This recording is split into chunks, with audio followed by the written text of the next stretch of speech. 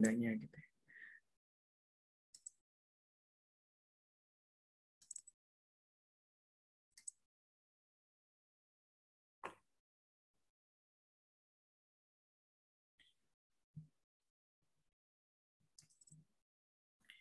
Oke, baiklah.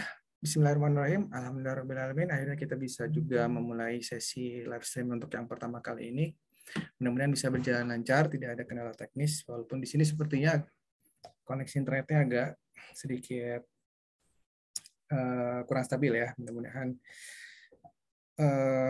bisa tetap berjalan lancar gitu ya.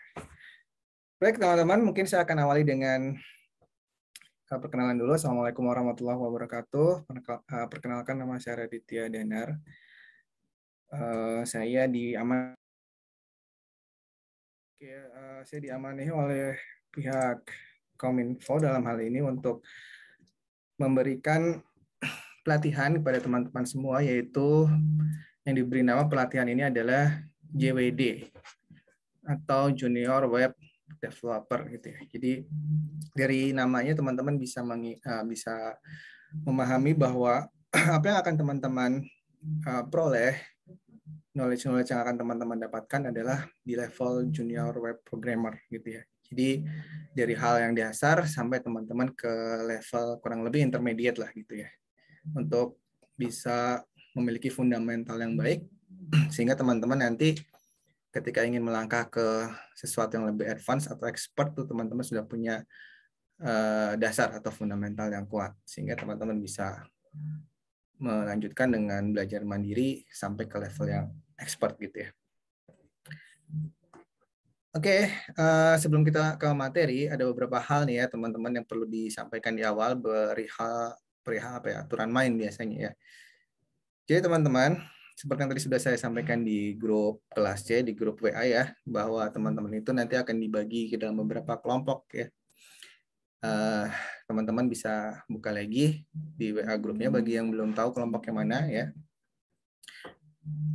Di sana nanti teman-teman saya mohon untuk bisa langsung mengkontak teman-temannya ya, yang satu grup tentunya, satu kelompok untuk bisa berkoordinasi. Karena di akhir sesi pelatihan ini, tentunya di pertemuan terakhir, yaitu di sesi ke-15 kurang lebih ya gitu ya, teman-teman akan mendapatkan sebuah penugasan. Ya, teman-teman akan diberikan tugas besar untuk mengerjakan sebuah proyek, ya, proyek besar yang berkenaan dengan materi yang sudah teman-teman dapatkan dari mulai awal sampai akhir. Tentunya membuat sebuah aplikasi web yang utuh ya. Aplikasi yang utuh yang sudah ada interaksi dengan usernya, ada verifikasi login-nya gitu ya, ada formulirnya, ada reportnya, ada CRUD-nya. CRUD itu adalah create, update, delete ya. Jadi ada proses menambahkan data, mengupdate data, menghapus data gitu. Dan tema judul proyeknya sudah ada juga di grup ya, udah saya berikan. Ada yang mendapatkan tugas untuk membuat membuat toko buku online, ada juga yang membuat rental mobil, membuat situs berita dan lain sebagainya. Nah itu harapannya ketika sudah diberikan di awal ini teman-teman bisa ancang-ancang tuh ya, ancang-ancang bersama teman-teman yang lain untuk bisa mencicil tugas besarnya tersebut ya. Karena kalau ngedadak gitu ya, ngedadak ngerjain di akhir-akhir gitu nanti teman-teman takutnya keteteran gitu ya. Karena waktu ketika akhir sesi 15 itu selesai, nggak lama kemudian tugasnya harus dikumpulkan. Jadi harapannya teman-teman dalam waktu kurang lebih 1 bulan ini ya, teman-teman bisa mencicil. Di samping itu juga ada tugas harian ya, tugas harian yang harus teman-teman kerjakan ya, tugas harian yang harus teman-teman kerjakan. Dan ada juga tugas mingguan yang harus teman-teman kerjakan. Tugas harian itu maksudnya per pertemuan ya, bukan setiap hari. Karena dalam seminggu kita pertemuannya nggak tiap hari ya. Ada 3 hari, nanti di akhir-akhir ada yang 2 hari kayak gitu. Nah di setiap pertemuan itu akan ada kuis yang harus teman-teman kerjakan. Dan kuisnya itu bisa teman-teman akses di LMS-nya. Jadi silakan teman-teman login ke LMS-nya masing-masing. Lalu teman-teman bisa mengakses kuisnya tersebut. Di setiap pertemuan itu dikerjakan kuisnya. Nanti link itu akan menghantarkan teman-teman ke Google Form. Ya, di Google Form itu yang teman-teman harus kerjakan. Dan perlu saya sampaikan ke teman-temannya bahwa kuisnya itu hanya bisa dikerjakan 1 kali attempt. Ya, jadi 1 kali. Jadi teman-teman mohon baca dulu materinya sebelum memutuskan untuk mengakses kuis ya, agar bisa mendapatkan hasil yang maksimal gitu ya. Jadi 1 kali itu saja. Nah, untuk itu teman-teman harus memiliki account ya, atau akun di Google atau di Gmail gitu ya. Karena untuk bisa mengakses Google Form-nya teman-teman harus login dulu ke Gmail-nya masing-masing gitu ya. Sehingga nanti sistem bisa mengidentifikasi mana yang sudah mengerjakan, mana yang belum. Saya sarankan teman-teman menggunakan 1 akun Gmail saja ya. Karena toh nanti kalau ada 2 nama mahasiswa yang sama tapi menggunakan 2 akun yang berbeda, tetap nanti akan diambil yang paling pertama ya. Yang paling pertama mengerjakan. Jadi tolong dipersiapkan terlebih dahulu, dibaca materinya baru mengerjakan kuis-kuisnya. Itu perihal kuis ya. Nah, lalu ada lagi tugas. Kalau kuis itu kan sifatnya per pertemuan ada kuis ya. Nah, kalau tugas itu sifatnya teman-teman dikumpulkan di akhir-akhir setiap weekend ya gitu ya. Jadi tugasnya itu akan diberikan di hari ketiga di setiap weekend ya, dan teman-teman bisa mengumpulkannya. Namun batas waktunya adalah sebelum minggu itu berakhir gitu. Jadi sampai hari Minggu ya gitu ya teman-teman. Dikasih waktu cukup banyak. Kamis, Jumat, Sabtu, Minggu teman-teman bisa fokus mengerjakan tugasnya itu. Nah, untuk yang pertama ini tugasnya masih mudah ya teman-teman. Jadi tolong bisa langsung dikerjakan biar tidak numpuk gitu ya tugasnya ya. Nah, tugas itu sifatnya adalah individu ya. Tugas yang ada di mana? Ada di LMS itu sifatnya individu bukan kelompok. Ya teman-teman walaupun sudah memiliki kelompok tetap mengerjakannya sendiri-sendiri ya. Nah, tugas kelompok itu akan berlaku hanya untuk tugas yang besar, yang ada di pembagian kelompok itu, yang teman-teman bisa lihat di grup WA ya, yang kelas C gitu ya. Nah, itu untuk tugas-tugas ya. Lalu setiap nanti kita sudah selesai sesi acara live stream ini, hasil recordingnya akan dipublish oleh admin. Kalau tidak salah tadi Pak Yudis yang menawarkan untuk yang akan menguploadnya di LMS, atau nanti juga saya bisa menguploadnya gitu ya. Nah, harapannya teman-teman bisa mengakses ulang pembelajaran live stream ini pada sesi yang versi rekamannya gitu ya. Barangkali teman-teman ingin mengulang materi gitu ya.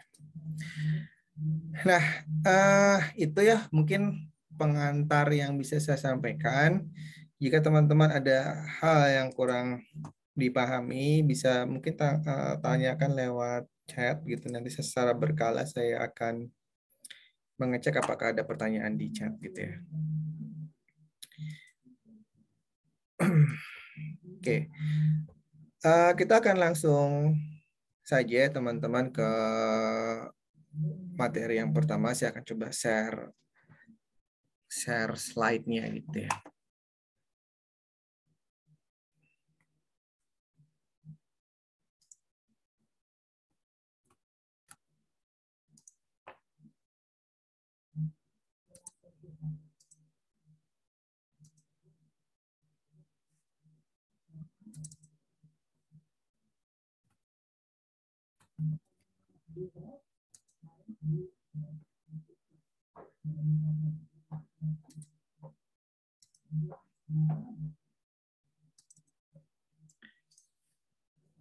Oke, apakah sudah bisa dilihat Bisa, screen-nya? Pak. Oke, Bisa, ya. Pak. Sudah, Oke. Pak. Sudah. Oke, terima kasih ya. Nah, kita akan lanjutkan ke materinya, teman-teman. Nah, seperti yang sudah disampaikan tadi, JWD atau Junior Web Developer. Jadi ini adalah programnya VSGA gitu ya, Vocational School Graduate Academy ya. Nah, teman-teman, dari kegiatan ini harapannya nanti di akhir kegiatan teman-teman bisa mengembangkan sebuah aplikasi web tentunya. Judulnya aja Junior Web Developer. Jadi teman-teman akan belajar bagaimana menjadi seorang web developer yang levelnya adalah junior. Nah, untuk level junior itu sampai mana sih? Mungkin ada yang bertanya-tanya gitu ya. Tadi ada beberapa teman yang sudah WA ke grup. Itu apakah sampai expert gitu ya? Atau ada yang bilang juga, Pak, saya masih nol gitu ya. Karena saya bukan dari IT gitu. Tapi saya pengen belajar gitu.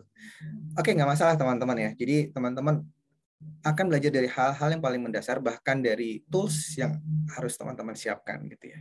Jadi nanti di sesi pertama ini teman-teman akan dikenalkan dengan tools-tools apa saja yang teman-teman harus siapkan. Dan tools itu sebenarnya untuk apa gitu ya. Harapannya setelah teman-teman menyiapkan tools tersebut, nanti teman-teman bisa melaksanakan eksperimen atau praktikum dengan lebih efektif gitu ya. Nah, karena kompetensi ini terus terang hanya bisa dicapai ketika teman-teman berlatih ya. Jadi bukan teori sifatnya. Ya, tentu ada teorinya ya, tentu ada teorinya seperti yang kita lakukan sekarang. Tapi untuk mewujudkan skill pemahaman yang lebih baik, itu teman-teman harus melakukan proses praktikum. Ya, mengikuti apa yang ada di modulnya nanti. Oke, dan jika teman-teman ada kesulitan, menemukan kesulitan atau lain sebagainya gitu ya, teman-teman boleh ya, jangan sungkan untuk bertanya ke WA group yang kita sudah buat tadi. Pak, saya ada kesulitan tentang ini, tentang itu, silakan ya. Silakan bantu sebisa mungkin ya untuk memudahkan teman-teman dan belajar materi ini ya. Ya siapa tahu ada materi-materi yang terlewat gitu karena waktunya kan singkat ya. Live session ini hanya 1,5 jam padahal slide-nya banyak. Ya jadi mungkin saja ada materi yang terlewat dan teman-teman butuh suplemen gitu ya tentang materi yang terlewat itu. Tapi teman-teman harus paham ya, teman-teman di sini juga harus memiliki kemandirian. Karena konsepnya ini adalah 30-60 ya.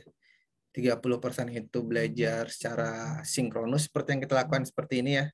Tatap muka tapi melalui virtual gitu ya. Dan 60%-nya itu adalah teman-teman belajar mandiri lewat LMS. Kalau dilihat persentasenya banyak yang mana teman-teman? Banyak yang 60 kan, banyak yang belajar mandirinya. Jadi kemandirian dari teman-teman itu dituntut banget loh di sini. Ya, jadi kalau 30 itu kita belajar 1,5 jam, jadi teman-teman harusnya minimal di rumah tuh latihan ada 3 jam loh, itu minimalnya. Teman-teman meluangkan waktu 3 jam untuk berlatih di rumah, itu minimalnya. Lebih dari itu lebih bagus tentunya. Tentu teman-teman akan mendapatkan pemahaman yang lebih baik. Karena toh materi-materi tentang web ini banyak sekali di internet sana teman-teman ya, yang bagus-bagus. Tidak hanya ada di LMS saja. Jadi LMS itu materi utama yang diberikan oleh pihak Kominfo, tapi teman-teman tentu diharapkan bisa mencari materi-materi lain yang ada di luar LMS yang bisa menunjang agar teman-teman lebih paham tentang dunia web developer ini gitu ya. Oke, itu yang harus disepakati bersama nih ya. Jadi kemandirian. Teman-teman punya kemandirian, nanti kami juga di sini akan berupaya mensupport teman-teman ya. Jadi mudah-mudahan kita bisa menjalani peran kita masing-masing gitu ya, teman-teman belajar giat, nanti kitanya juga akan berusaha support teman-teman gitu. Oke, kita lanjut. Judulnya pertemuan pertama ini adalah instalasi alat bantu dan pengantar algoritma. Ya, jadi apa yang akan kita pelajari adalah berkenalan dengan alat-alat atau tools ya, tools yang akan kita gunakan dan memahami konsep algoritma ya. Karena menjadi seorang web developer itu sebenarnya menjadi seorang programmer ya teman-teman, atau bisa disebut juga web programmer. Dan istilah programmer itu kan pemrograman ya. Orang yang ingin membuat program itu harus paham dengan algoritma. maka di sini ada pengantar algoritma. Oke. Nah, ini sekilas tentang profil saya ya. Jadi saya mulai dari tahun 2014 sampai sekarang tuh sebagai staf pengajar di STEMIC IKMI gitu, dan di kegiatan saya yang lain sebagai asesor BNSP di LSP STEMIC IKMI Cirebon gitu. Dan juga saya aktif menjadi editor di Jurnal Kooperatif Indonesia gitu ya. Di situ ada nomor handphone saya dan juga ada email. Siapa tahu teman-teman ingin bertanya tentang web developer ini via Japri atau grup, nggak masalah nih ya. Tapi sebisa mungkin ke grup aja dulu, biar yang lain juga bisa ikut baca gitu ya.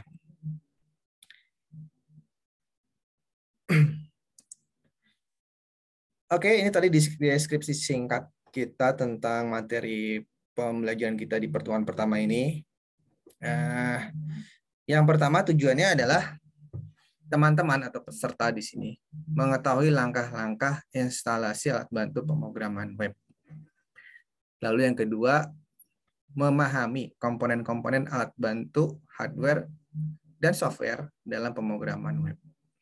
Peserta mengetahui cara membuat algoritma dan flowchart. Nah, tugasnya nanti berkenaan dengan ini loh teman-teman, algoritma dan flowchart. Ya, di sesi pertama ini yang harus teman-teman buatkan nanti. Nah, lalu alat bantu apa saja sih yang akan kita gunakan gitu ya. Kita lanjut ke slide berikutnya. Alat bantu yang pertama adalah SAM. Ya, SAM ini apa nanti kita bahas ya. Lalu alat bantu yang kedua adalah Sublime Text Tree, dan yang ketiga adalah Git.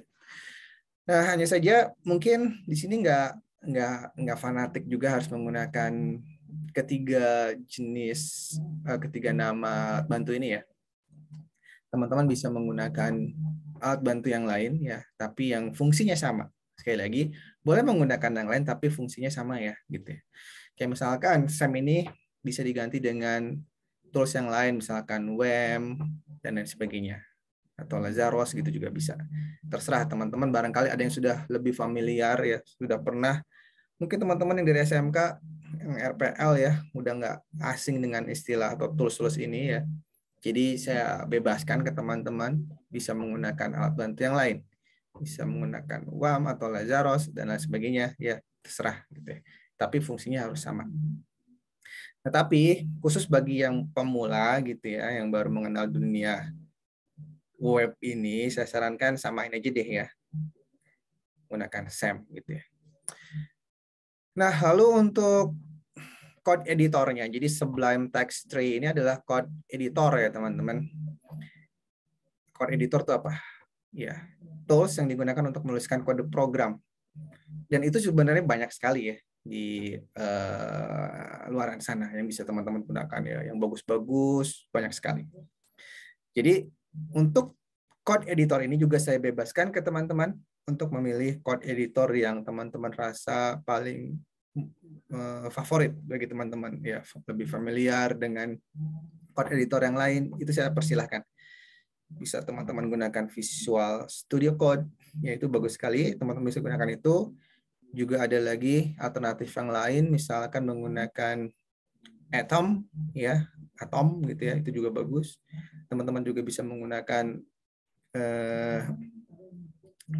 bahkan Notepad++ juga bisa teman-teman gunakan gitu ya. Dan lain sebagainya, sangat banyak sekali code editor di sana, di luar sana. Ya, silakan teman-teman pilih salah satu yang menurut teman-teman paling memudahkan teman-teman dalam membuat program. Hanya saja kalau saya akan gunakan Visual Studio Code ya, atau mungkin Sublime Text Tree gitu ya. Jadi fungsinya sebetulnya sama gitu ya. Lalu yang ketiga adalah Git. Apa itu Git? Git itu adalah sebenarnya remote repository ya teman-teman, yang memudahkan kita dalam bekerja secara teamwork gitu ya. Nah, inilah kenapa teman-teman diminta untuk bekerja secara kelompok nantinya ya, karena untuk melatih teman-teman untuk bisa bekerja secara teamwork ya, karena pada intinya nanti sih teman-teman kalau kerja menjadi seorang web developer itu kerjanya nggak sendiri ya teman-teman. Ya, ada sih yang sendiri, tapi kalau di perusahaan yang sudah level menengah ke atas tuh biasanya kerjanya tim gitu ya. Proyek besar itu dikerjakan secara tim. Nah, biasanya kalau udah kerja secara tim itu butuh sebuah platform ya yang akan memudahkan kita untuk bisa kerja secara tim. Ya, bayangkan kalau kerja secara tim tapi ngoding sendiri-sendiri gitu, nanti kan nggak karuan, gimana cara integrasinya. Nah, itulah muncullah sebuah tools yang namanya Git yang akan memudahkan kita untuk bisa sharing resources, sharing file ya, atau resources baik itu berupa file, berupa gambar dan sebagainya di sesama tim ya. Dan selain itu, Git juga berfungsi sebagai versioning. Versioning itu artinya gini ya teman-teman. Kadang kan kita bikin program ya versi 1 gitu ya, kita edit gitu. Kita anggap itu versi 1 ya. Udah selesai gitu ya. Nanti kan suatu saat kita update lagi tuh ya. Nanti versi 2, diupdate lagi ya versi 3. Tetapi teman-teman, kadang-kadang kita suatu saat merasa versi 3 ini kok kayaknya kurang oke deh gitu ya. Kayaknya kita perlu balik ke versi 2. Nah, kalau kita tanpa tools, mungkin nggak sih bisa balik ke versi sebelumnya? Mungkin aja kalau kita punya history file-file yang sebelum-sebelumnya gitu ya. Tapi itu kan akan sangat menyusahkan gitu. Nah, dengan Git ini kita akan mudah ya untuk balik ke versi-versi sebelumnya. Disebut juga dengan versioning itu seperti itu gitu. Nah, itu sepintas tentang SAM, Sublime Text Tree dan Git. Nah, sekarang gimana caranya teman-teman untuk mendapatkan SAM? Nah, itu nanti teman-teman bisa lihat di slide-nya ya. Download-nya di mana gitu ya. Nanti silakan di-download ya.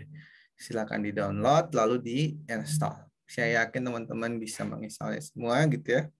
Nanti silakan dicoba. Itu juga tugas tambahannya bagi teman-teman yang belum punya SAM, install SAM ya. Pastikan SAM-nya berjalan. Ya, walaupun di sesi-sesi awal ini kita belum membutuhkan SAM sih gitu ya. Sesi awal ini kita hanya baru mempelajari HTML dan CSS dan sedikit Bootstrap gitu yang belum memerlukan server side script gitu ya seperti PHP. Jadi sebetulnya belum butuh SAM. Tetapi teman-teman saya harap bisa mulai mencoba menginstal SAM dari sekarang ya. Karena teman-teman ternyata proses menginstal SAM juga ada triki-trikinya ya gitu ya. Beberapa tuh pengalaman saya mahasiswa-mahasiswa tuh ada juga yang gagal menginstal SAM ya karena alasan satu dan lain hal gitu ya. Dan mudah-mudahan sih teman-teman tidak mendapatkan kesulitan itu. Tapi kalau toh pun teman-teman mendapatkan kesulitan itu, nah itu teman-teman bisa cari solusinya di sama-sama diskusi di grup ataupun bisa mungkin cari di internet, solusinya udah banyak sekali. Biasanya itu masalah port yang terblok gitu ya, akhirnya SAM-nya nggak bisa dijalanin gitu ya. Jadi tugas tambahan adalah teman-teman berusaha menginstal SAM sampai sukses, sampai bisa dijalankan. Jangan sampai ditunda-tunda nih ya. Karena nanti begitu teman-teman masuk materi tentang PHP, ternyata SAM-nya belum diinstal, pas nginstal gagal. Nanti teman-teman ketinggalan gitu ya. Jadi mumpung belum masuk ke server side script, dicoba diinstal dari sekarang gitu ya. Nah, silakan kunjungi website ini dan download salah satu yang sesuai dengan sistem operasinya. Kalau Windows ya yang cari yang untuk Windows, Linux untuk Linux, dan seterusnya ya. Nah, ini ada screenshot proses instalasinya. Ya, biasanya sih hanya next gitu aja gitu ya. Pertama, teman-teman akan mendapatkan halaman seperti ini. Tinggal teman-teman pilih jenis bahasanya yang ingin digunakan. Bisa menggunakan English, bisa menggunakan bahasa dan sebagainya. Tapi saran saya gunakanlah English gitu ya. Karena kadang-kadang kalau pakai bahasa Indonesia, menerjemahkannya itu istilah-istilah IT itu nggak tepat gitu ya. Malah bingung sendiri nantinya. Jadi saya sarankan gunakan bahasa Inggris saja. Nah, Ini juga biasanya teman-teman mungkin kaget gitu ya. Muncul tampilan seperti ini untuk yang Windows gitu ya.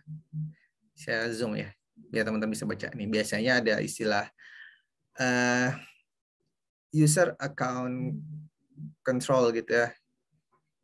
Jadi jika ininya dalam keadaan aktif, nanti bisa berpotensi proses instalasinya itu tidak sempurna. Jadi apa yang harus teman-teman lakukan? Ya, di sini sih kalau dari slide yang dari Kominfo ini nyebutin diabaikan saja. Tapi teman-teman ada baiknya teman-teman masuk ke sini, ke mana mah? Ke sini ya. Untuk ketikkan di UAC gitu ya. Kalau di sini ada, nah itu teman-teman turunkan ke bawah situ ya. Jadi maksudnya adalah untuk sebelum menginstal SEM ini, security-nya memang kita buat lemah dulu biar proses instalasinya tidak ada yang terblok gitu ya. Tapi setelah proses instalasinya berhasil, boleh ya teman-teman naikin lagi tingkat keamanannya gitu ya. Itu maksud dari peringatan itu ya. Sekali lagi tinggal tekan di sini di search bagian Windows UAC gitu ya. Lalu teman-teman atur ini ke bawah gitu, lalu di apply baru install gitu ya. Setelah selesai installnya bisa dikembalikan lagi ke atas. Kadang-kala diabaikan juga nggak masalah sih, tapi ada beberapa kasus ketika diabaikan proses instalasinya nggak sempurna gitu ya. Jadi saran saya sebaiknya dilakukan tadi tipsnya tadi itu ya. Mengatur UAC-nya. Oke, berikutnya akan muncul jendela jendela tentang versi SEM yang kita gunakan dan mulai masuk ke wizard installation-nya. Jadi ini cukup di next aja ya.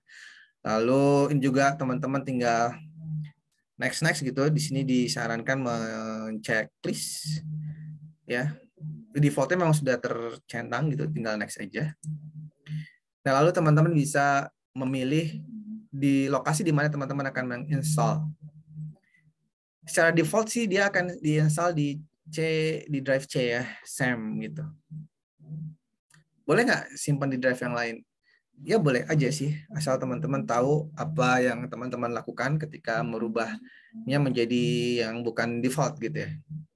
Jangan sampai dirubah-rubah tapi teman-teman lupa di mana gitu. Juga nggak ngeh maksudnya apa dirubah-rubah.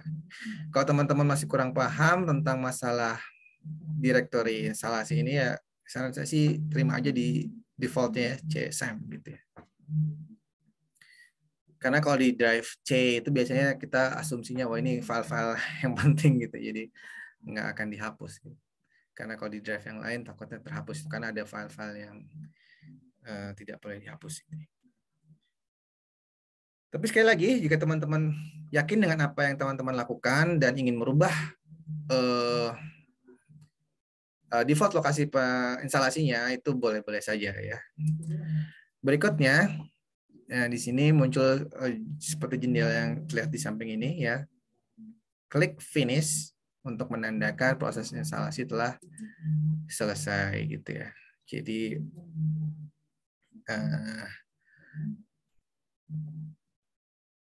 tinggal teman-teman tekan yes aja gitu ya. Nah, itulah proses instalasinya. Jadi mudah ya untuk SEM ini. Prinsipnya tinggal next gitu aja. Kecuali tadi ya pas yang muncul warning tadi teman-teman bisa atur terlebih dahulu UAC-nya. Nah, sekarang yang ingin saya tunjukkan ke teman-teman, bagaimana untuk memastikan bahwa SEM kita udah berjalan atau belum gitu kan. Tadi kan di awal saya sudah singgung, udah mention ke teman-teman ya. Kadang-kadang SEM itu nggak jalan ya, SEM itu tidak jalan.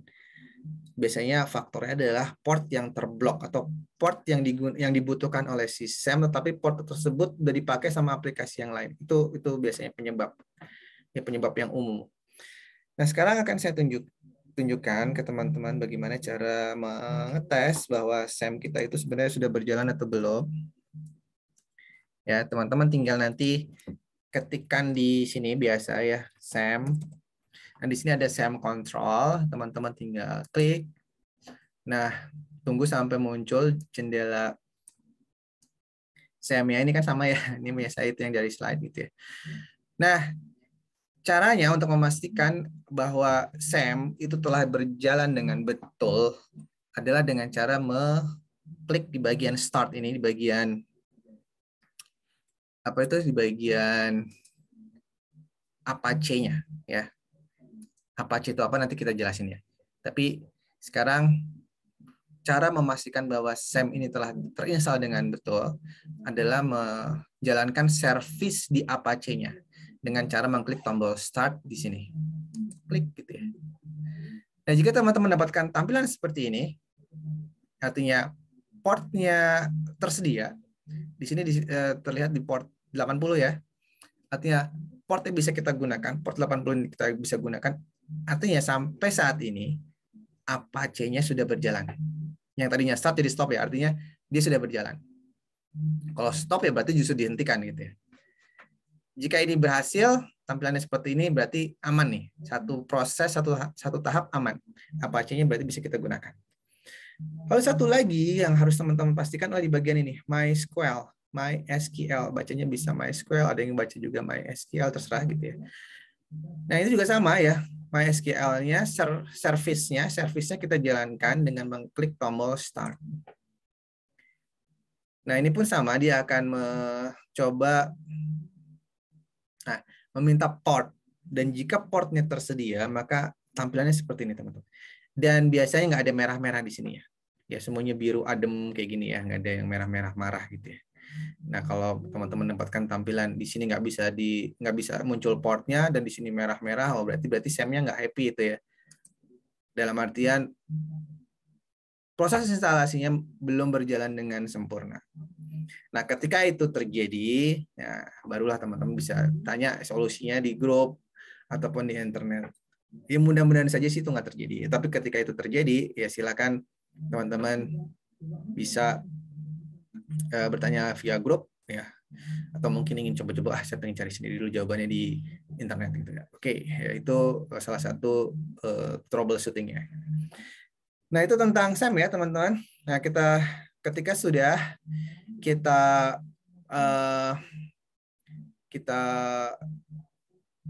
start gitu ya, itu bisa kita stop untuk menghentikan servisnya. Tapi sebelum kita menghentikan servisnya, ada beberapa hal yang ingin saya tunjukkan ke teman-teman.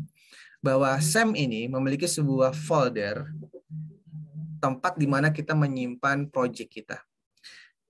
Tadi kita misalkan kita tadi menginstalasi di directory defaultnya di csam gitu ya. Kita buka ya csam. Di drive C, lalu SAM. Nah, di sini teman-teman akan menjumpai sebuah folder bernama htdoc. Ya, itulah folder di mana kita nanti akan menyimpan project kita. Ya. Jadi kita harus menyimpan project kita di dalam folder htdoc ini. Ya.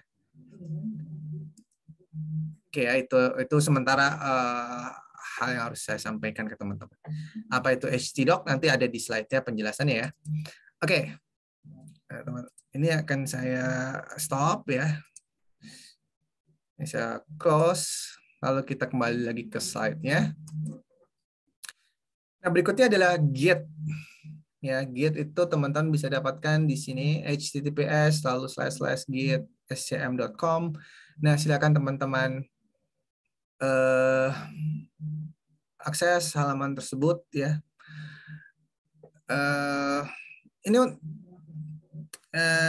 Ini tidak terlalu tergesa-gesa sih sebenarnya kalau untuk Git ini. Ini teman-teman akan membutuhkan ketika teman-teman nanti bekerja secara berkelompok gitu ya.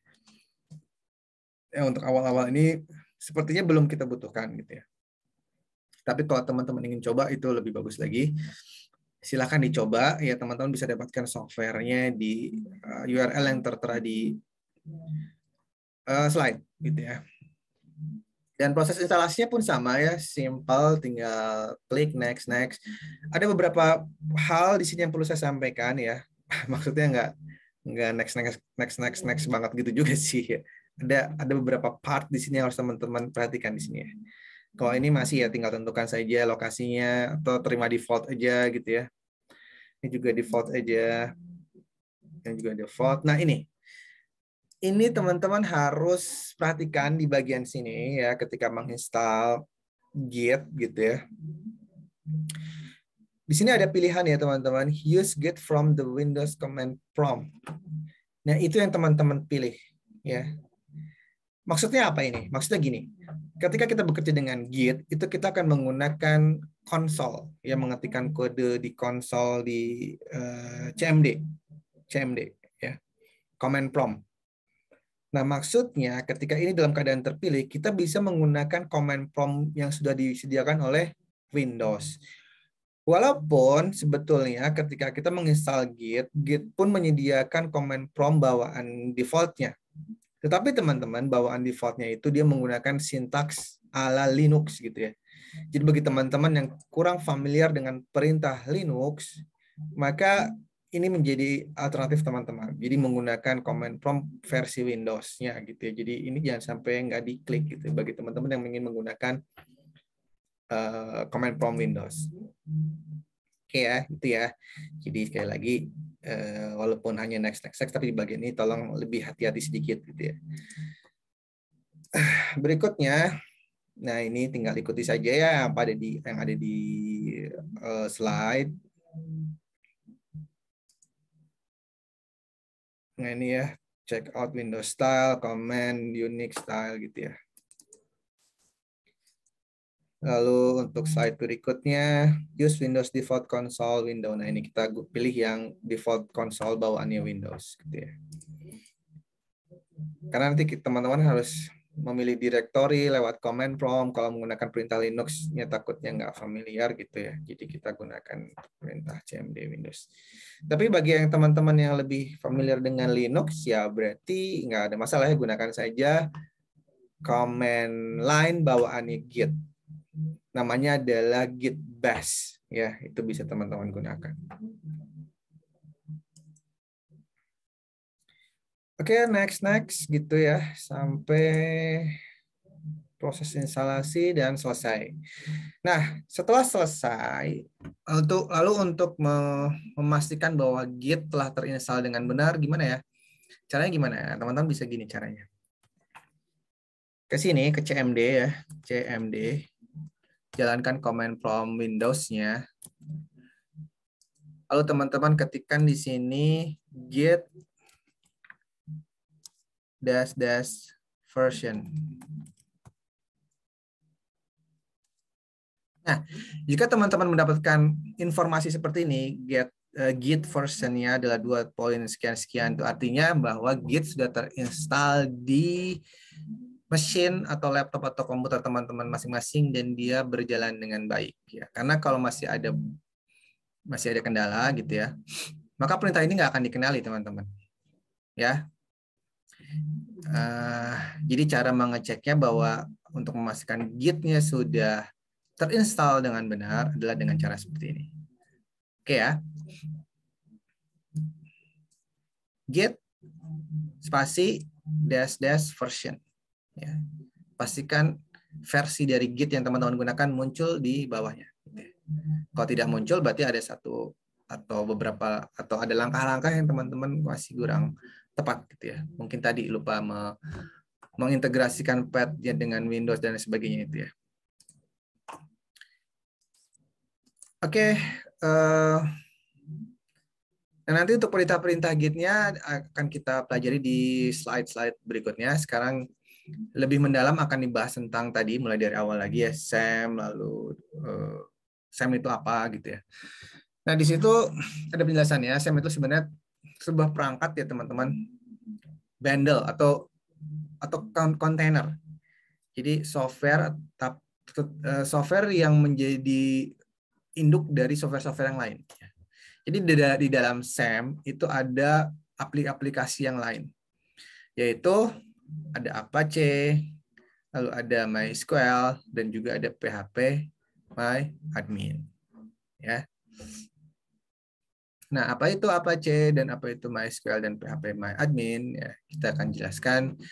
Apache adalah web server ya teman-teman, yang digunakan untuk mengcompile server-side script seperti PHP. Nah, di pembelajaran kali ini server-side script-nya memang sudah ditentukan oleh Kominfo menggunakan PHP ya. Ya, jadi kita menggunakan web service-nya adalah Apache. Web servernya adalah Apache. Ya. Nah, tanpa adanya Apache ini, perintah PHP tidak akan dikenali nantinya, teman-teman. Ya. Jadi, seperti yang saya bilang di awal ya tadi, bahwa kita akan membutuhkan SAM ketika kita akan belajar PHP dan MySQL. Nah, untuk awal-awal ini, mungkin minggu pertama ini kita belum membutuhkan itu, tapi teman-teman sudah harus mencoba menginstalnya. Gitu. Nah, fungsi SAM sendiri adalah sebagai server ya, yang berdiri sendiri atau local host gitu ya. Maksudnya gimana local host? Maksudnya kayak gini ya teman-teman. Nah, saya jalanin lagi di SAM-nya nih ya. Saya jalanin lagi SAM-nya. Nah, dengan adanya SAM ini, seolah-olah kita punya server di lokal kita, teman-teman. Ya, cara mengetahuinya gimana? Cara mengetahuinya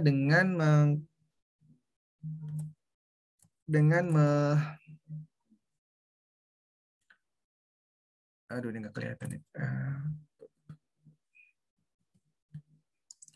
Dengan cara mengetikkan ini localhost gitu ya, localhost di web browser kita.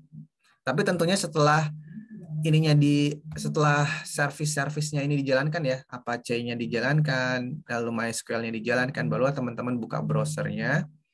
Ini sudah run gitu ya. Buka browsernya, lalu ketikkan localhost, lalu di enter gitu ya. Nah, nanti teman-teman akan mendapatkan tampilan seperti ini. SAM, Apache plus MariaDB dan PHP Perl dan seterusnya. Di situ juga ada versi SAM yang kita gunakan. Dan jika teman-teman mendapatkan tampilan localhost seperti ini, berarti teman-teman juga bisa mengambil kesimpulan bahwa SAM-nya telah berjalan dengan baik gitu ya. Kalau tampilannya nggak kayak gini, berarti ada masalah tuh. Ya. Jadi ketika mengetikkan localhost ternyata nggak tampil apa-apa gitu ya, berarti ada masalah. Jadi teman-teman berarti instalasinya belum benar. Sebentar ya, ini kayaknya ada chat. Coba saya lihat chatnya apa ini. Pak Punten mau tanya, saya sudah lihat material.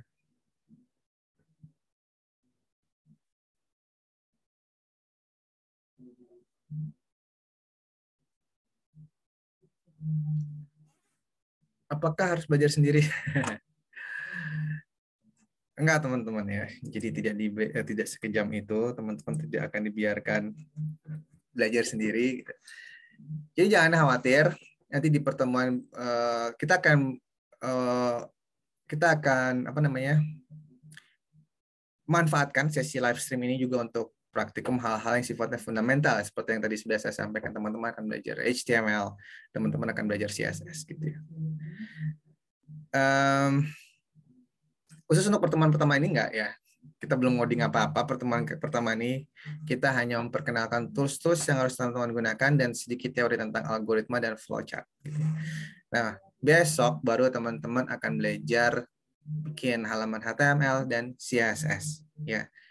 Itu janji saya ya. Jadi jangan khawatir teman-teman nggak belajar dari awal ya. Ini belajar dari awal kok ya. Dan apabila teman-teman mengalami kesulitan, masih bingung, masih belum paham, ya kita punya grup kan ya, itu fungsinya grup di WAG gitu, teman-teman bisa bertanya di sana, dan apabila diperlukan saya mungkin bisa tambahkan bahan ajar yang lain gitu ya, tentang khusus materi tentang HTML yang lebih lengkap dari video dan sebagainya. Jadi ya memang saya ingin teman-teman lebih aktif ya, bisa aktif lewat bertanya dan sebagainya. Ada chat lagi.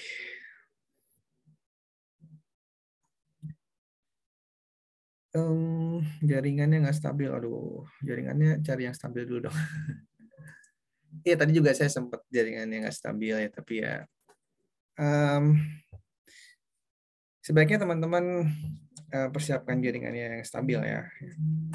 Tapi kalau toh memang tidak bisa diantisipasi, ya nanti teman-teman lihat juga rekamannya ya, versi rekamannya biar tidak tertinggal materinya. Oke, itu ada beberapa chat yang mudah-mudahan sudah terjawab. Nah, ini tentang bagaimana teman-teman memastikan localhost-nya berjalan ya. Ketikkan localhost di web browser, pastikan teman-teman mendapatkan tampilan seperti ini gitu ya. Nah, tadi ada lagi MySQL gitu ya. Ada lagi PHP mana tadi?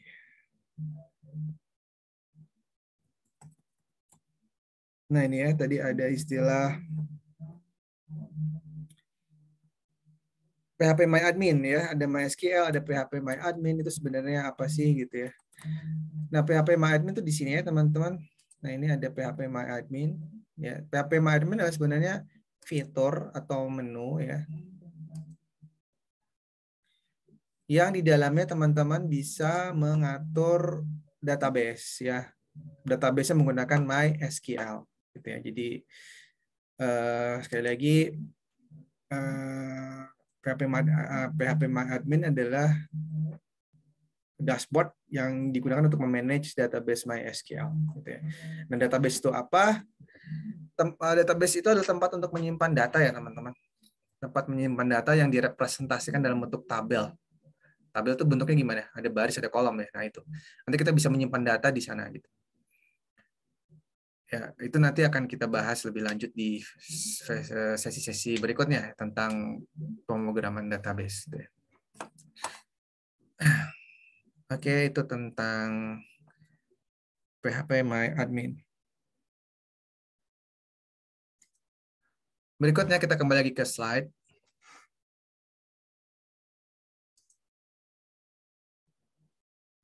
Nah ini tadi sudah singgung sedikit ya tentang apa itu Apache ya. Apache adalah web server ya, server web atau web server yang bisa dijalankan di banyak sistem operasi termasuk Windows ya, Linux, Unix, Novell dan lain sebagainya. Sehingga alasan itulah kenapa Apache banyak digunakan karena dia bisa berjalan di banyak sistem operasi yang berbeda gitu ya. Apache tadi itu yang ini loh yang teman-teman jalanin di sini loh. Nah ini Apache nih ya. Kita jalankan. Kalau Apache-nya nggak jalan, maka kita nanti nggak bisa mengcompile script PHP-nya. Lalu MySQL, nah tadi udah saya jelaskan sedikit ya. Perangkat lunak yang memudahkan kita dalam memanage basis data. Ya, cara memanagenya menggunakan PHP MyAdmin. Nah, itu singkatnya ya. Gimana nanti menggunakannya, gimana nanti mengaksesnya, membuat tabelnya, membuat relasi tabel, nah, itu nanti ya. Sekarang teman-teman cukup tahu dulu bahwa MySQL adalah database ya, tools yang bisa kita gunakan untuk menyimpan data. Dan itu pun bisa digunakan jika SAM-nya kita itu service dari MySQL-nya bisa berjalan. Nah, ini. Itulah kenapa kita harus pastikan MySQL-nya bisa dijalankan. Ya, karena kalau nggak bisa dijalankan, maka fitur-fitur bawaan dari MySQL ini pun tidak bisa kita gunakan ya teman-teman ya. Itu penjelasannya. Oke, PHP. PHP sendiri itu singkatannya apa sih? Ya percaya nggak percaya singkatannya itu PHP Hypertext Protocol. Jadi P-nya itu PHP lagi gitu. Ya memang kayak gitu penjelasannya. Jadi memang dia singkatan di dalam singkatan gitu ya. PHP adalah PHP Hypertext Protocol Preprocessing gitu ya. Adalah server side ya yang dikompil menggunakan Apache tadi gitu ya.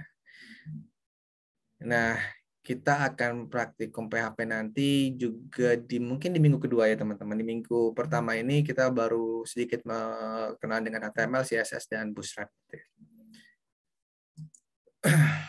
Oke, tadi sudah saya demokan ya ini ya tentang bagaimana cara menjalankan service dari Apache dan MySQL. Ya, teman-teman nanti kayak gitu juga ya cara memastikan bahwa instalasinya sudah berjalan dengan benar dengan mencoba menjalankan service Apache dan MySQL.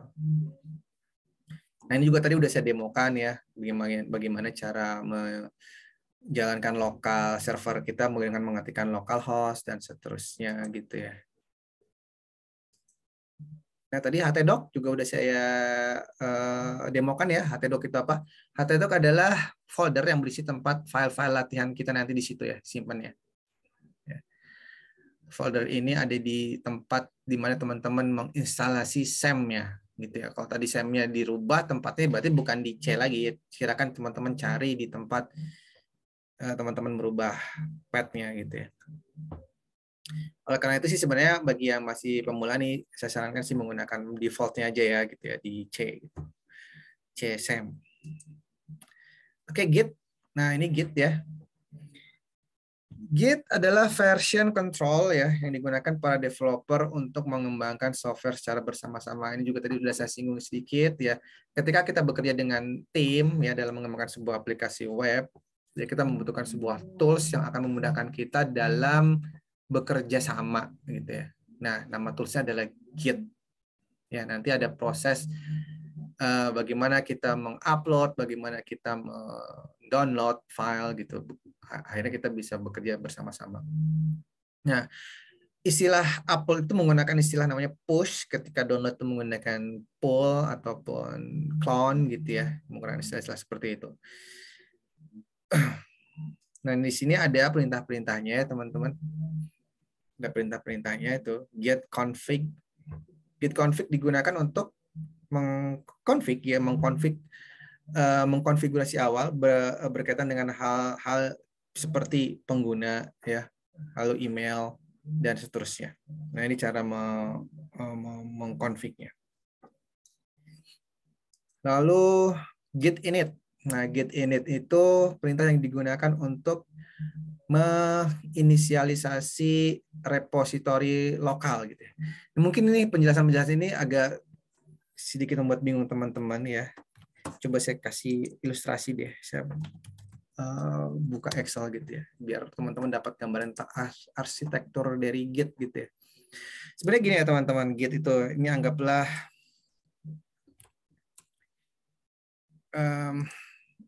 ini ya, itu saya kasih warna apa ya ini. Nah, ini adalah saya kasih nama di sini adalah remote repository misalkan ya. Remote repository atau tempat media penyimpanan di cloud gitu ya. Bukan di komputer kita, tapi di cloud, di server lah, anggaplah kayak gitu ya. Nah, lalu di sini misalkan kita nih, ini komputer kita.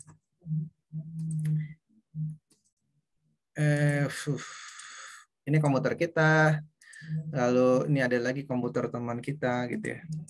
Satu tim maksudnya. Satu tim dengan gitu ya. Nah, ini sekali lagi ini adalah remote server, ini adalah komputer kita, dan ini komputer teman satu tim kita. Nah, ini disebut sebagai local repository ya, dan ini remote repository, mohon maaf ya. Sedangkan yang ini yang ada di mesin-mesin kita masing-masing itu disebut sebagai local repository. Ya. Dan proses init, kita kembali ke slide, proses init adalah inisialisasi. Ini tuh inisialisasi kita membuat local repository. Di sini kita membuat local repository. Ya.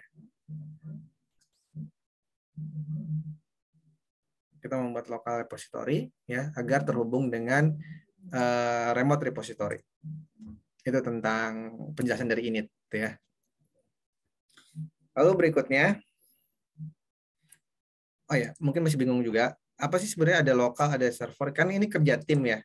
Ini kita, ini teman kita gitu ya. Untuk bisa kerja sama tim berarti filenya ada di sini. Itu maksudnya.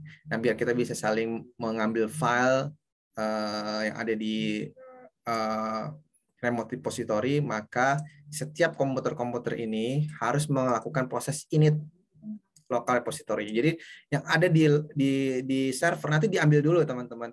Jadi ke lokal gitu. Jadi yang ada di server diambil ke lokal, lalu kita edit-editnya di lokal. Setelah kita yakin semuanya beres, baru nanti kita push kembali ke server ya. Dan akhirnya semua tim kita mengacunya bukan ke yang ada di kita, tapi yang ada di server ya. Nah, proses init ini adalah untuk menginisialisasi local repository. Jadi setiap workstation di sini itu harus melakukan proses init gitu ya. Lalu git add. Nah, git add setelah kita melakukan init ya, kita melakukan add yaitu untuk menyiapkan file-file yang ada di sini itu disiapkan untuk di-download ke sini. Jadi untuk mengidentifikasi ada file apa aja yang di sini yang bisa kita download. ya. Itu add ya kayak ini. Git add time.txt artinya kita sedang membidik file bernama time.txt. Tapi ini belum di-download ya. Add ini sebenarnya belum di-download, baru mempersiapkan ya. Nah, downloadnya itu dengan perintah clone ya teman-teman. Downloadnya dengan perintah clone ya. Nanti URL yang ada di sini itu kita dapatkan dari URL servernya. Paham ya? Atau mungkin nanti ketika kita sudah membutuhkan tools ini, tools Git ini ya, teman-teman sudah mulai belajar kerja secara teamwork, kita bisa lah praktikum bagaimana membuat Git gitu ya. Tapi untuk sekarang mungkin bisa saya jelaskan secara general dulu ya. Itu untuk clone ya. Lalu untuk commit. Nah, commit nih ya. Sebentar ada WA.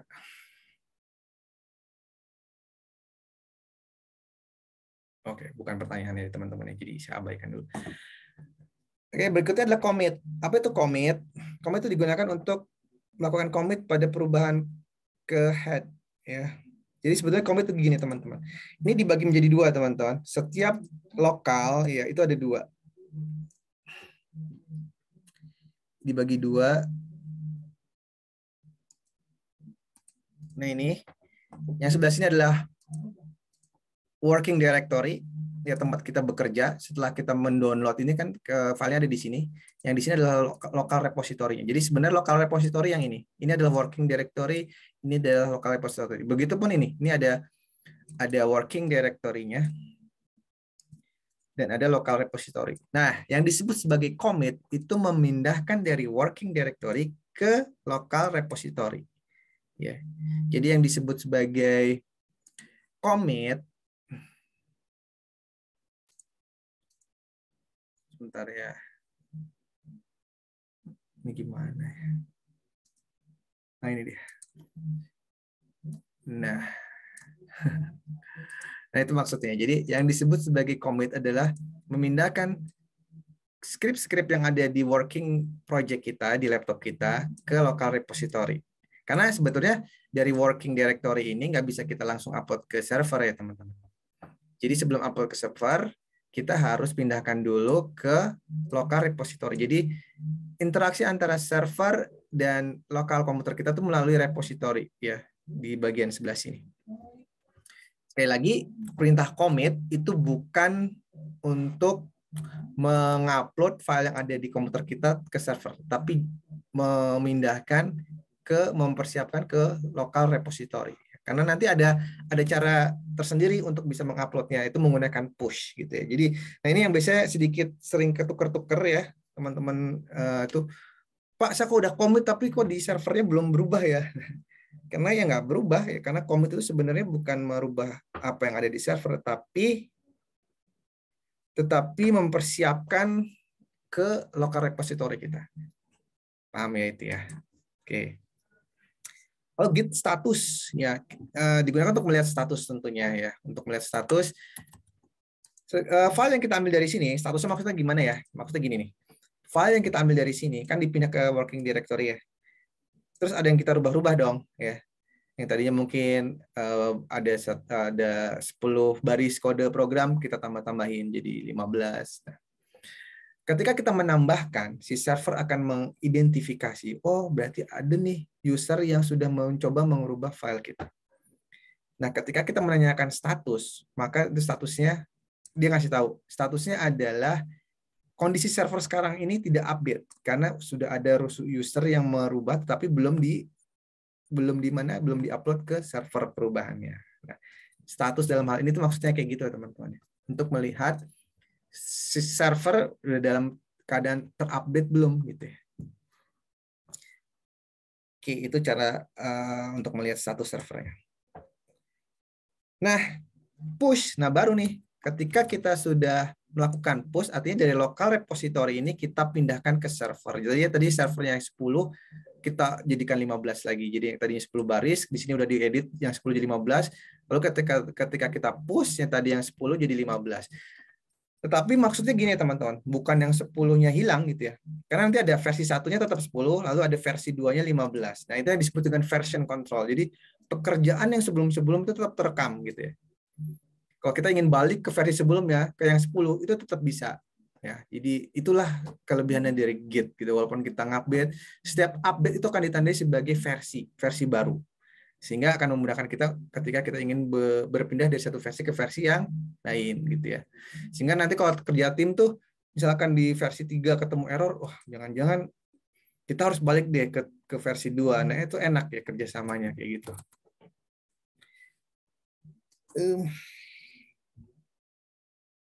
Git pull itu kebalikan dari push ya teman-teman. Kalau push itu apa namanya? Menyimpan, kalau pull itu mengambil ya, kebalikannya.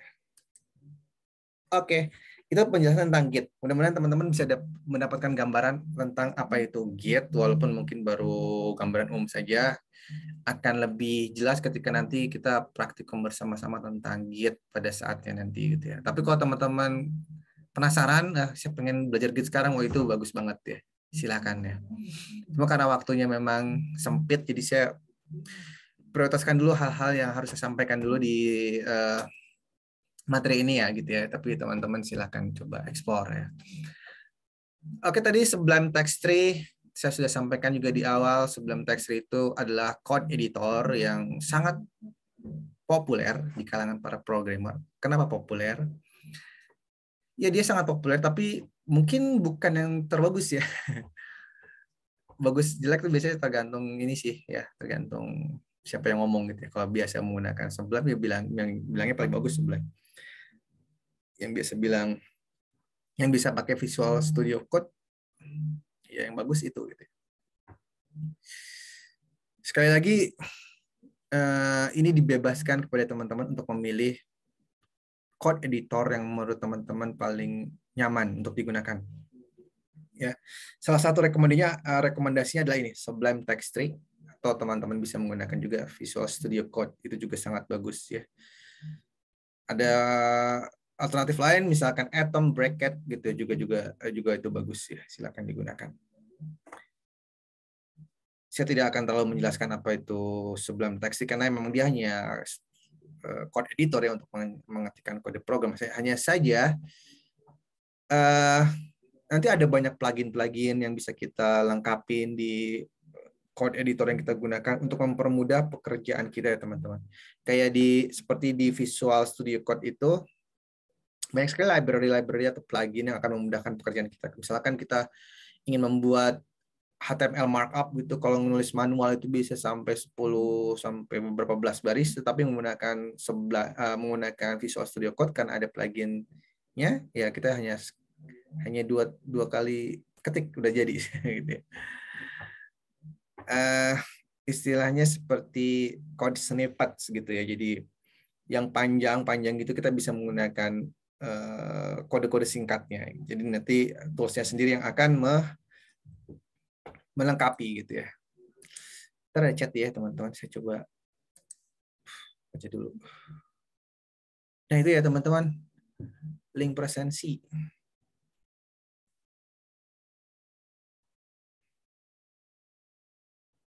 Nah itu silakan ya. Jangan sampai lupa mengisi link presensinya ya. Karena nanti bisa jadi nggak dianggap hadir ya kalau teman-teman nggak absen gitu ya.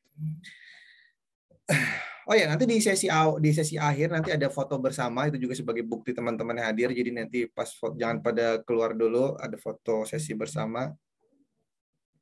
Nah itu diharapkan teman-teman bisa menampilkan webcam ya agar bisa terekam gitu ya. Itu sih yang dianjurkan oleh Kominfo gitu ya. Kita hanya menyampaikan saja. Nah kita sampai ke bagian algoritma. Ya, tadi kita udah bahas ya panjang lebar tentang tools yang kita butuhkan gitu ya untuk bisa mudah dalam mempelajari web, pengembangan aplikasi web. Ya, jadi teman-teman silakan melengkapi tools-toolsnya. Jika ada kendala silakan diskusi di grup gitu ya. Kita sekarang masuk ke algoritma. Apa itu algoritma? Jadi sebelum kita belajar pemrograman, teman-teman, ya kita harus belajar dulu konsep algoritma. Sebenarnya konsep algoritma itu adalah mempelajari bagaimana kita bisa berpikir secara logis, menyelesaikan sebuah permasalahan secara logis. Ya karena komputer itu nggak kayak kita ya, nggak kayak orang. Ya. Kita kan mengasih perintahnya kode program itu kepada komputer, bukan kepada manusia. Sehingga kita harus pastikan apa yang kita perintahkan kepada komputer itu bisa dipahami oleh komputer. Dan komputer itu untuk memahami perintah nggak seperti manusia. Kadang-kadang manusia itu dengan perintah yang bahasa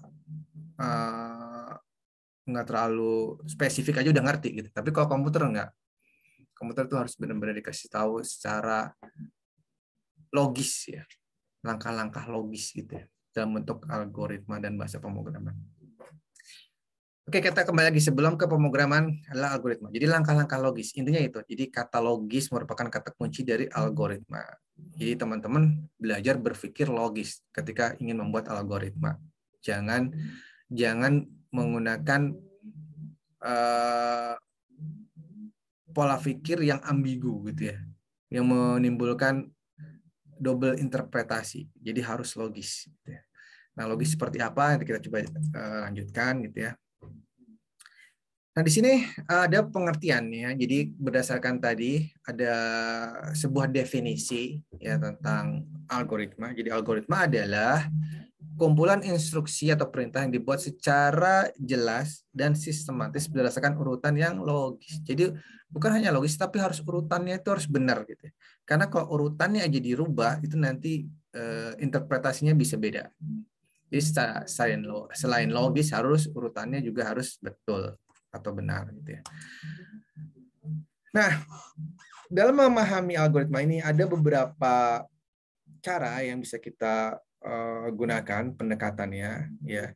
Algoritma itu bisa digambarkan dengan diagram alir atau flowchart gitu ya. Juga bisa menggunakan pseudocode atau kode semu. Nah, apa itu diagram alir, apa itu pseudocode atau kode semu? Kita lihat di sini ya.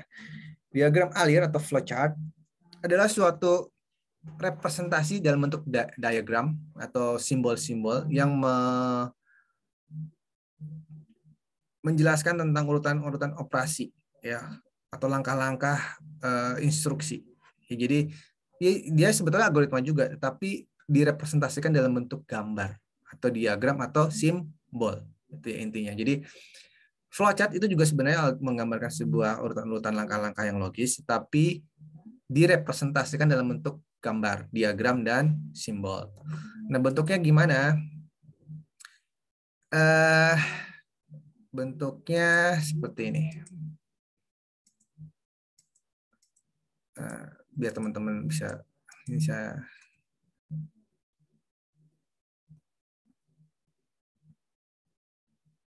biar langsung lihat bentuknya. Nah, ini bentuknya flowchart teman-teman tuh ya. Jadi ini algoritma juga sebetulnya, tetapi digambarkan dalam bentuk diagram atau simbol. Kayak misalkan ini adalah algoritma menghitung luas persegi panjang ya teman-teman. Teman-teman tahu kan rumus luas persegi panjang adalah panjang kali lebar ya kan. Nah, algoritmanya digambarkan dengan bentuk diagram seperti ini. Ya. Kok bisa seperti ini ya? Kenapa yang ini kotak, yang ini bentuknya jajaran genjang? Itu ada aturannya nggak? Oh, ada aturannya teman-teman. Nah, aturannya ada di sini.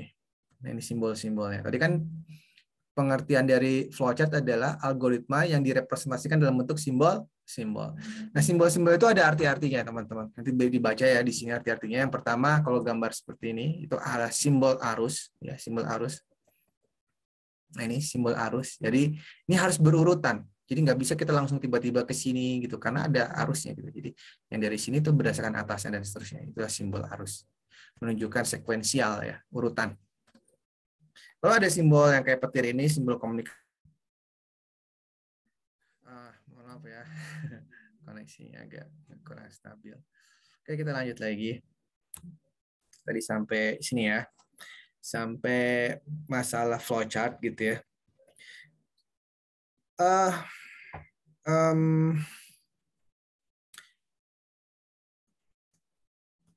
Simbol ya tadi. Nah, tadi kita sampai simbol proses. Simbol proses bentuknya kotak seperti ini. Dan juga kalau kita lihat di sini ada simbol kayak jajaran genjang. Kita lihat ya, apa itu simbol jajaran genjang. Simbol jajaran genjang di sini menandakan, mana ya jajaran genjang? Nggak ada ya.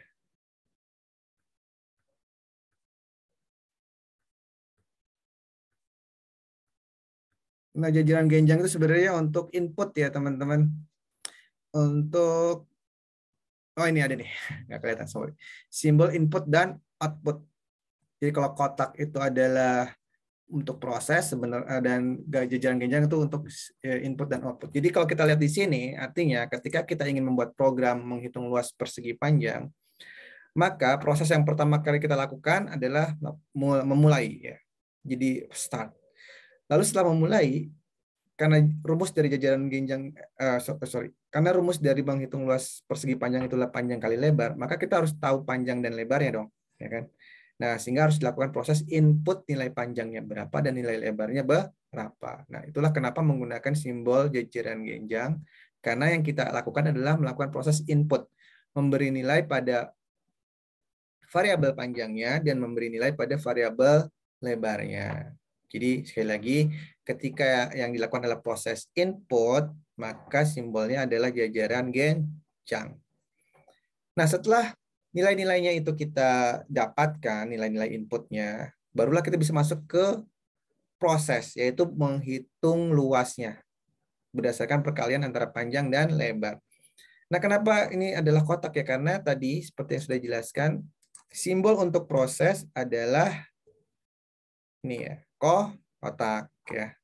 Dan ini pun sebenarnya adalah proses, yaitu proses mengkalkulasi, mengkomputasi panjang dikali lebar dan hasilnya disimpan di luas gitu ya.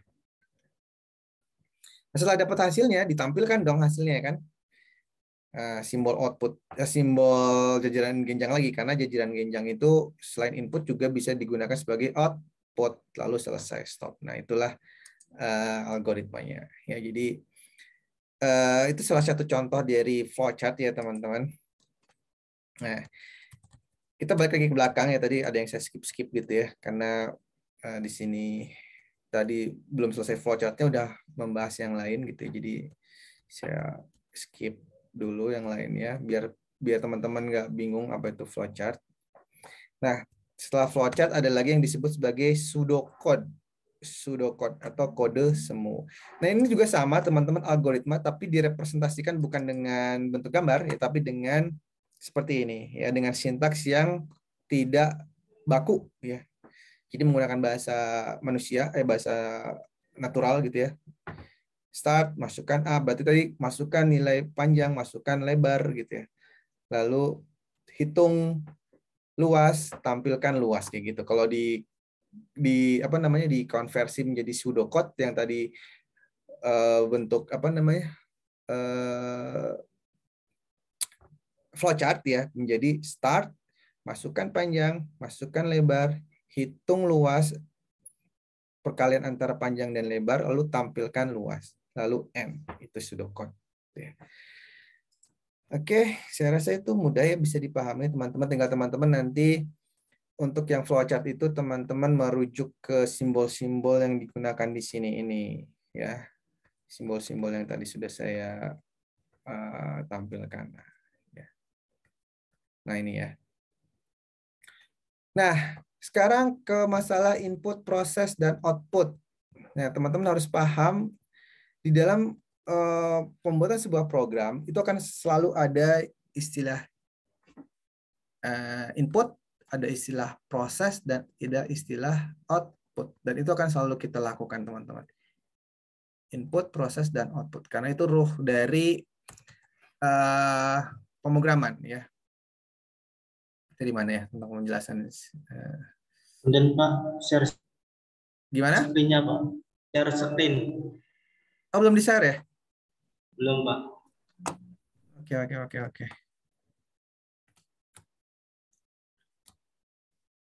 Oh, tadi sempat mati sih ya. Oke, saya share lagi.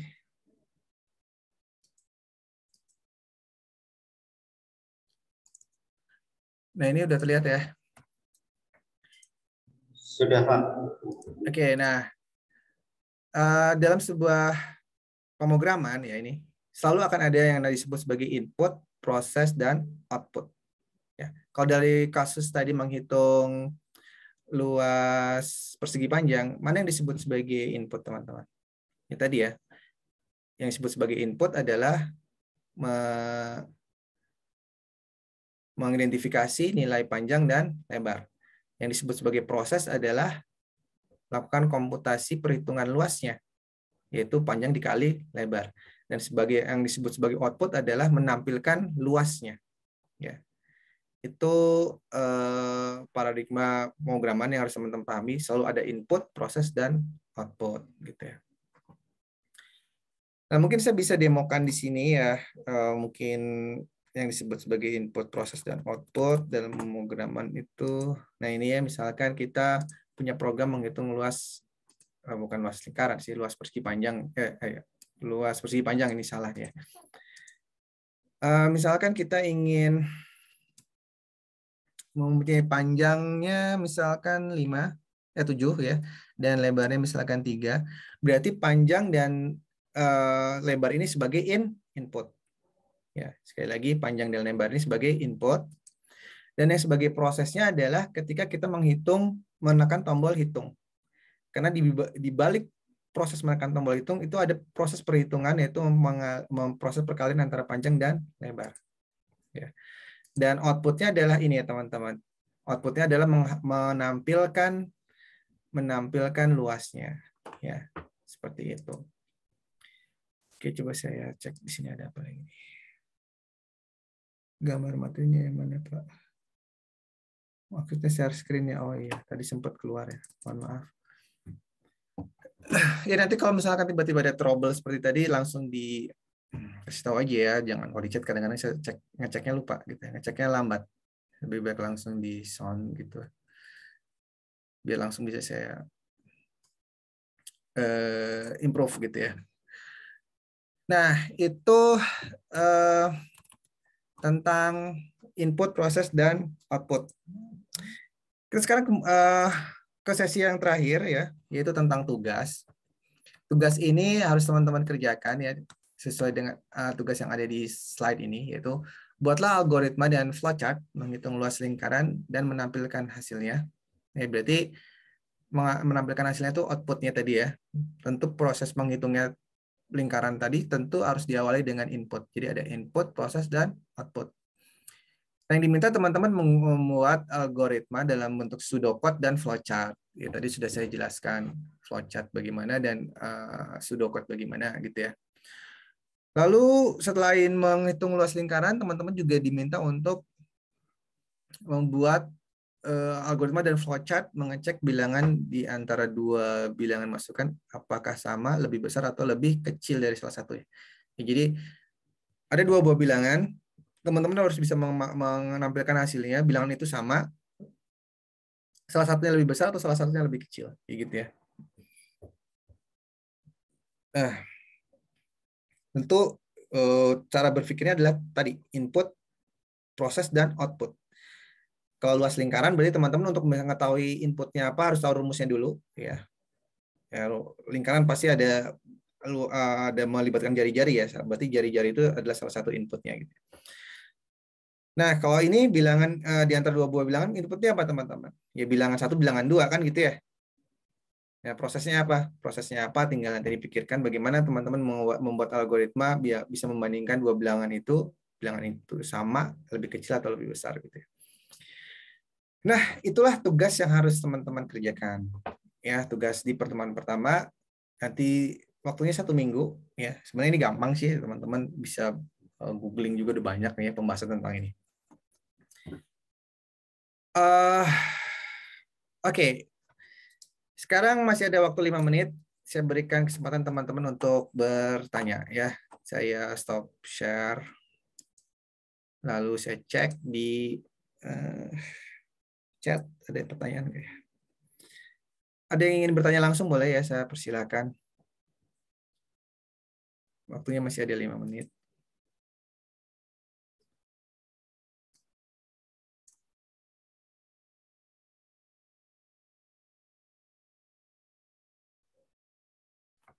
Gimana? Ada yang ingin ditanyakan? Kira-kira kesulitan nggak ya teman-teman untuk bisa menginstal tadi SAM gitu?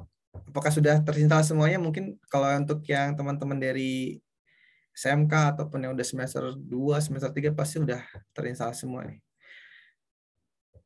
Ya, ada yang belum terinstall kah SAM-nya?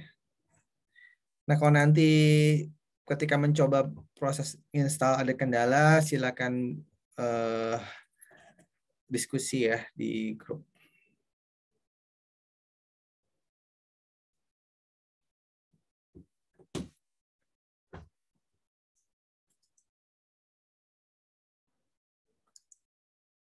Untuk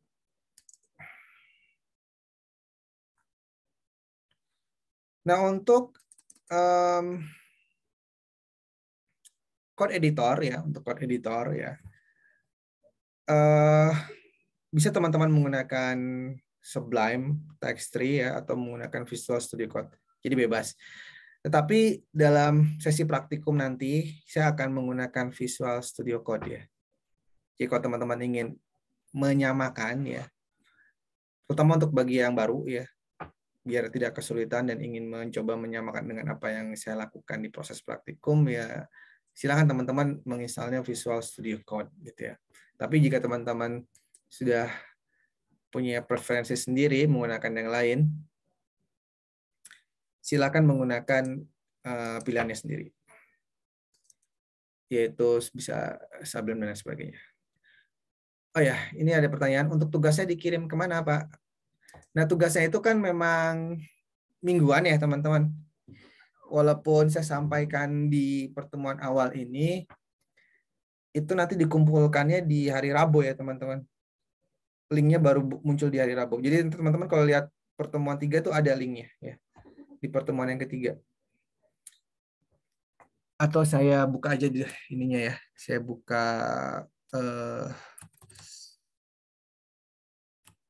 LMS-nya.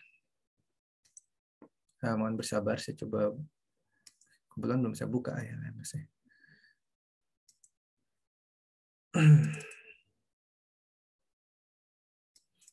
Untuk menunjukkan tugasnya ada di mana. Maksudnya link tugasnya ya.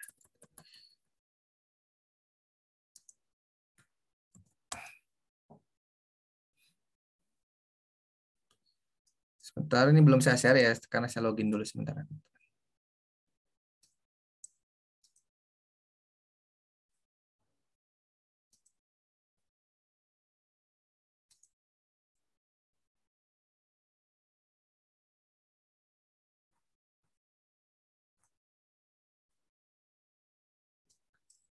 Nah, ini saya share screen dulu.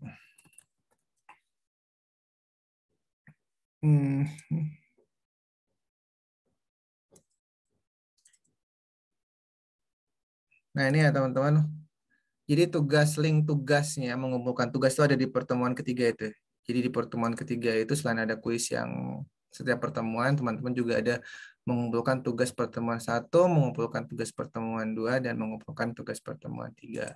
Ya, ya mudah-mudahan itu terjawab ya pertanyaannya tadi. Oke, ada lagi yang ingin tanyakan? Nah, kalau kuis teman-teman bisa langsung kerjakan ya, setiap pertemuan ada 5 soal. Sekali lagi, itu hanya bisa diakses 1 kali. Ya. Dan kalau teman-teman mencoba mengaksesnya beberapa kali tapi menggunakan akun Gmail yang berbeda, nanti akan dipilih yang pertama ya. Akan dipilih yang pertama. Gitu. Jadi sebaiknya teman-teman pastikan dulu, kuasai dulu materinya, baru menjawab kuis. Karena semua kuis itu berdasarkan materi, tidak di luar itu. Bentuk tugasnya bentuk Word atau PDF, Pak? Itu nanti sebenarnya ada penjelasannya di tugasnya, atau saya buka aja deh ya. Tugas 1 ya. Tugas 1.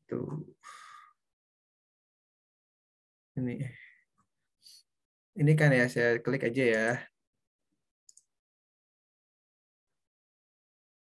Ini diklik lagi. Nah, itu. Di sini ada penjelasannya, Mas. Mbak, ya, di sini ada penjelasannya tugas dikumpulkan dalam dan mengupload jawaban dalam bentuk file PDF maksimal gitu. Jadi ada keterangannya di situ. Dan tugasnya pun di sini dituliskan lagi kok ya. Nanti teman-teman tinggal add file, upload gitu. Ada lagi yang tanyain nggak? Ya, bentuknya PDF. Bentuknya PDF. Untuk tugas full flowchart, Pak. Terus untuk angkanya ditentuin atau kita buat sendiri. Tadi tugasnya selain flowchart ada juga algoritma pseudocode ya. Jadi teman-teman selain flowchart juga ada algoritmanya. Gitu ya. Algoritma itu maksudnya pseudocode gitu ya.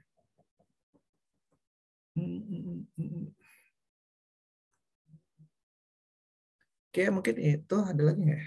Udah ya.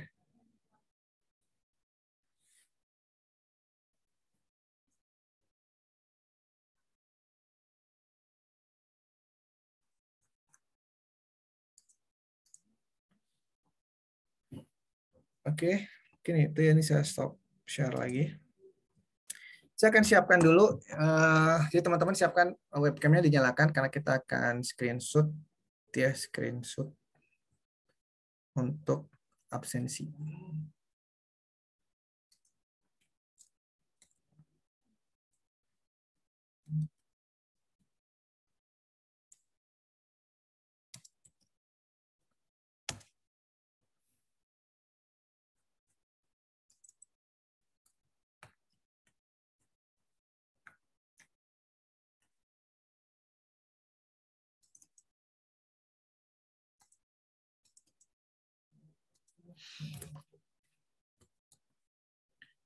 Oke, silakan dinyalakan webcamnya. Kita akan screenshot. Ya, ini ada berapa halaman ya? Ada 2 halaman ya. Jadi kita halaman yang pertama dulu.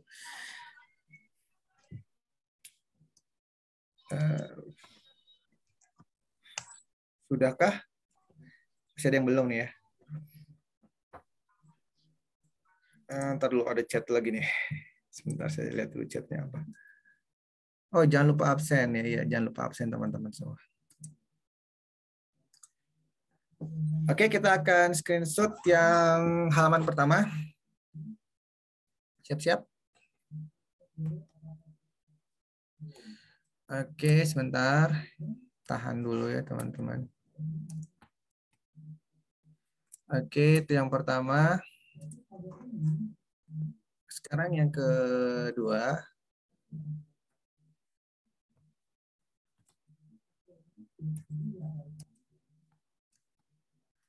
Oke, berikutnya. Udah ya, cuma 2 halaman ya, karena hanya 30. Oke, udah waktu menunjukkan jam 8. Sebelum saya akhiri, terakhir nih, ada yang ingin ditanyakan nggak? Nanti kalau ingin ada yang ditanyakan, boleh langsung ke grup aja ya, kalau baru kepikiran nanti-nanti gitu.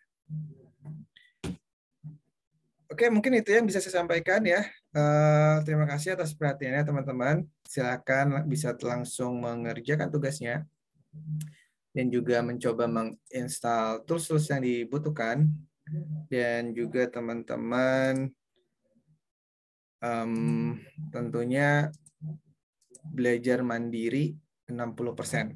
Artinya kemandiriannya dituntut ya teman-teman, karena sesi live stream ini hanya 30%, sedangkan untuk yang lebih besarnya porsinya adalah belajar mandiri, yaitu 60%. Oke, mungkin itu ya. Mohon maaf apabila ada hal yang kurang berkenan. Ya, terima kasih atas perhatiannya. Assalamualaikum warahmatullahi wabarakatuh. Ya. Waalaikumsalam warahmatullahi wabarakatuh.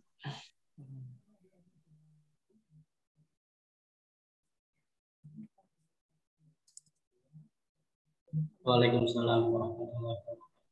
Waalaikumsalam warahmatullahi wabarakatuh.